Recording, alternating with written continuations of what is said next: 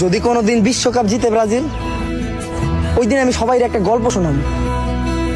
Neymar নামে একটা ছেলে মাঠে ব্যথায় গড়াগড়ি করতো, আর ওইটার এই সবাই অভিনয় বলতো। খেলা হেরে গেলে দল ছাইরা দিমু, এমন সাপোর্টার আমরা না। ব্রাজিলের ছিলাম, ব্রাজিলের আছি, ব্রাজিলের থাকবো।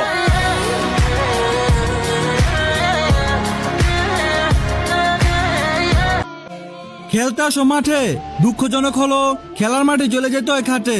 22 তারিখে আইসো কিন্তু ভালো করে প্রিপারেশন নিয়ে, কারণ তোমাদের বিপক্ষে কিন্তু আতঙ্কজনক এক লিওনেল মেসি খেলবে।